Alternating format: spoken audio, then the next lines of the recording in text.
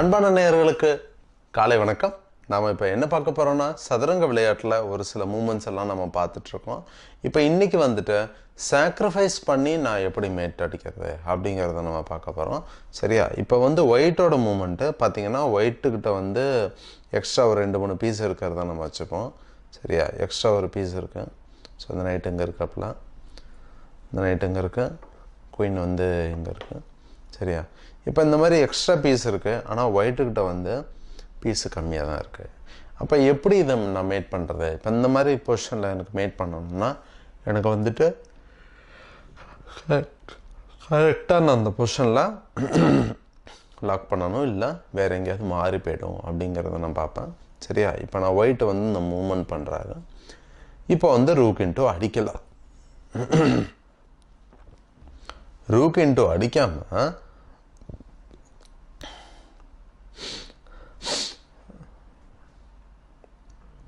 Suppose rook into அடிக்காமல் இப்படி வைக்கிறாருன்னு வச்சுப்போம். சரியா? நல்லா பார்த்தங்க, குயின் வந்து இங்கே வைக்கிறாரு. இங்கே உள்ள குயினை வந்துட்டு எனக்கு இங்கே வைக்கிறாரு. சரியா? அப்படிங்கிறப்ப நான் என்ன பண்ணுவேன், குயின் இன்ட்டு ரூக் அடிச்சிருவேன், கிங் இன்ட்டு ரூக் அடிப்பார். சரியா?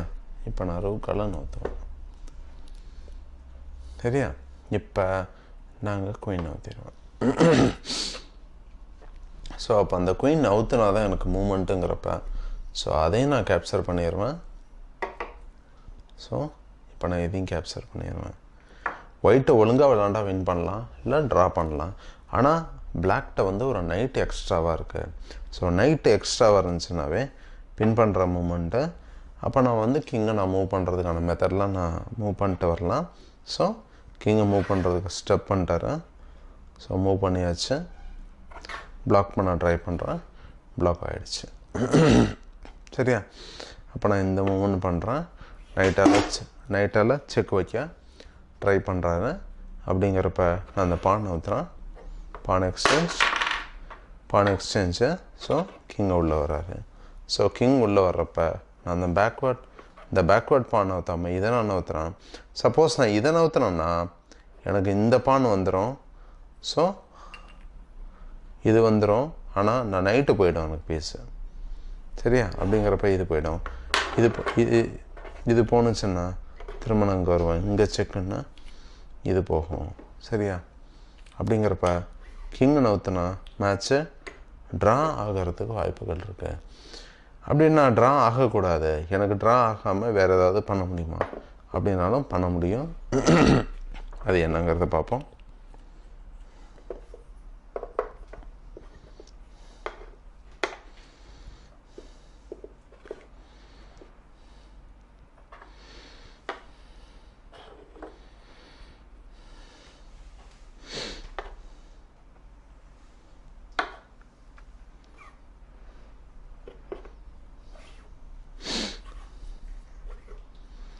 இப்போ இந்த பொசிஷன் வரைக்கும் இருந்துச்சு. இந்த பானை நான் கேப்சர் பண்ணணுங்கிறதுக்காக நான் என்ன பண்ணுறேன், நான் இப்படி நவுத்துறேன். இப்போ சப்போஸ் இவர் இப்படி நவுத்துனான்னா நான் இப்படி வந்துடுவேன். இப்படி வந்ததுக்கப்புறம் நான் இப்படி வருவேன். ஸோ செக் வச்சு எனக்கு பானை லாக் பண்ணுவார். ஸோ அந்த மூமெண்ட்டுக்கு நான் இடம் கொடுக்காம நான் இப்போ வந்துட்டு இந்த பீஸை வந்து நான் எக்ஸ்சேஞ்ச் பண்ணவே இல்லை. இப்போ இந்த பீஸை நான் எக்ஸ்சேஞ்ச் பண்ணாமல் இந்த பீஸை எக்ஸ்சேஞ்ச் பண்ணலாம். ஸோ இந்த பீஸை நான் எக்ஸ்சேஞ்ச் பண்ணாமல் இப்படி நான் உள்ளே வரேன்.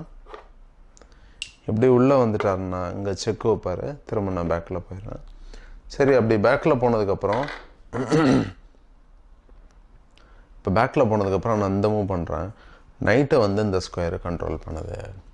அப்போ இந்த பானை நான் வெட்டணும், நைட்டை நான் விரட்டணும். ஸோ நைட் நான் வந்தோன்னே திரும்ப நான் நைட்டை நான் இன்னும் கொஞ்சம் விரட்டுறேன். சரி, நைட் நான் வந்தோன்னா நான் திரும்ப வரேன். நைட்டுங்க பழைய ஸ்கொயர் போனோன்னு நான் வந்துடுறேன். திரும்ப நைட்டுங்க வர்றாரு. ஸோ இதை பிடிக்கணுன்னா நான் இங்கே வந்துடுறேன். அப்போ கிங் இங்கே நவுறாரு. ஸோ ஸ்கொயர் கண்ட்ரோல் பண்ணிடுறேன். ஸோ ஸ்கொயர் கண்ட்ரோல் பண்ணோன்னு நைட்டு இங்கே வர்றாரு. திரும்ப நான் நைட்டுக்கிட்ட வர்றேன், ஆனால் கிங் இங்கே உள்ளே வர்றாரு. ஸோ கிங்கை எடுத்துட்றேன். ஸோ கிங்கை தவறுதல் இங்கே வர்றாரு, நான் அதுக்குள்ளே அங்கே பிடிச்சிட்றேன். சரியா? இங்கே வர்றாரு, இப்படி வந்துடுறாரு. இப்படி வந்தால் ஸ்டேல்மேட்டு. ஆனால் தவறுதல் அவர் வந்துட்டாருன்னா நான் இப்படி வந்துடுவேன். ஸோ ஒயிட்டு இந்த ஆட்டத்தில் வெற்றியை நோக்கி வேகமாக போயிட்டுருக்காரு. இப்போ பார்த்தீங்கன்னா அடுத்தது இந்த குயினுங்க வர்றாரு. இப்போ குயினுங்க வர்றாரு. ஸோ எல் ஷேப்பில் நான் கரெக்டாக கண்ட்ரோல் பண்ணுறேன். அப்போ நீங்கள் கரெக்டாக கண்ட்ரோல் பண்ணணும்னா ஒரு எல் ஷேப்பில் நீங்கள் கண்ட்ரோல் பண்ணணும். ஏன் எல் ஷேப்பில் கண்ட்ரோல் பண்ணணும்னா உங்களுக்கு ஸ்ட்ரைட்டும் கண்ட்ரோல் பண்ணலாம், ஸ்ட்ரைட்டாகவும் கண்ட்ரோல் பண்ணலாம், டயகனலாகவும் கண்ட்ரோல் பண்ணலாம். ஸோ பாதிக்கு பாதி ஸ்கொயர் கண்ட்ரோல் ஆகிடும். ஸோ அப்படின்னு பார்த்தீங்கன்னா இப்போ நான் வரேன், ரைட் நகர்த்துறேன். ஸோ அப்போ நான் தப்பிக்கிறதுக்கும் வழியை வச்சுக்கிறேன், அவனுக்கு மூவ் பண்ணுறதுக்கும் வழியை வச்சுக்கிறேன். ஸோ இந்த மூவ் பண்ணுறாங்க, கவுண்டிங் ஆரம்பிக்கணும். ஸோ இந்த மூவை இப்படின்னு ஊற்றுறாரு. இப்போ நான் இங்கேன்னு வந்துடுறேன், இங்கேன்னு வந்துடுறேன். இப்போ இந்த மூவ் பண்ணதுக்கப்புறம் உங்களுக்கு பார்த்தீங்கன்னா இந்த மூவ் வரும், இல்லை இந்த மூவ் வரும். நான் திரும்ப எல் ஷேப்பு கிங்கே வரும், கிங்கே வரும், கிங்கே வரும். இப்போ நீங்களே சொல்லுங்களேன், இப்போ எத்தனை மூளை மேட் பண்ணலாம்? எஸ், வெரி குட், வாழ்த்துக்கள். அப்படிங்கிறப்ப நீங்கள் 3 மூளை சொல்லிட்டீங்க. Very good. அந்த நேயர் நல்லா புரிஞ்சுக்கிட்டு வச்சுருக்காருன்னு நினைக்கிறேன். சரியா? Queen H5 mate. அடுத்தது சொல்லுங்கள், queen A4 mate. Very good, very good, wonderful, wonderful. நம்ம நேயர்கள் எல்லோரும் நல்லா பண்ணிகிட்டு இருக்காங்க. சரியா? அதுக்கப்புறம் queen B7 mate. So queen B7 mate. So இந்த 3 மூளை வந்துட்டு உங்களுக்கு மேட் ஆகும். 1 2 3. இப்போ இன்னொரு அதிசயமான ஒரு விஷயமும் இருக்குது. சப்போஸ் குயின் இங்கே இருக்குதுன்னு வச்சுப்போம், B4 இருக்குங்கிறப்ப உங்களுக்கு 4 ஆன்சர் இருக்குது. எப்படின்னு பார்ப்போம். 1 queen A3, 2 A4 queen A4, இன்னொன்று A5, இன்னொன்று B7. இந்த மாதிரி 4 ஆன்சர் இருக்குது. அப்படிங்கிறப்ப உங்களுக்கு வந்து ரொம்ப ஈஸியாக இருக்கும் மேட் பண்ணுறது. ஸோ அப்படிங்கிறப்ப நீங்கள் கரெக்டாக கண்ட்ரோல் எடுத்துகிட்டு வரணும். நன்றி, வணக்கம்.